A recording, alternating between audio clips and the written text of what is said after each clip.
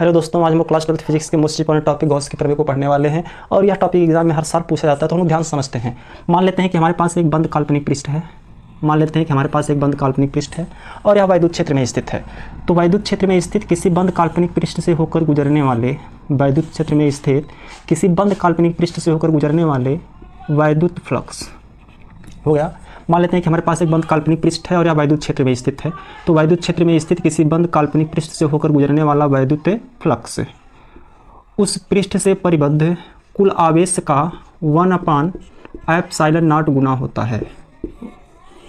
1/ε0 गुना होता है। अब मान लेते हैं कि इस पृष्ठ में जो कुल आवेश है वह कितना है, Q0 है।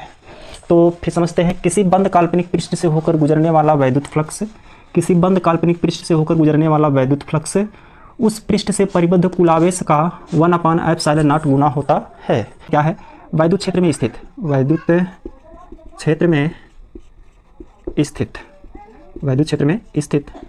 किसी बंद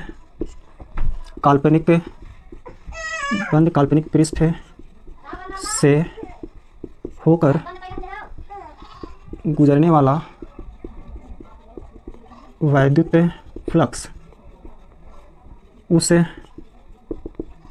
उस पृष्ठ से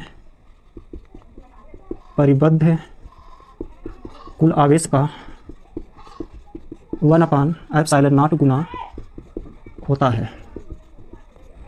तो इस तरीके से हम लोग गॉस के प्रमेय लिख चुके हैं। क्या है? वैद्युत क्षेत्र में स्थित किसी बंद काल्पनिक पृष्ठ से होकर गुजरने वाला वैद्युत फ्लक्स उस पृष्ठ से परिबद्ध कुल आवेश का 1/ε0 गुना होता है।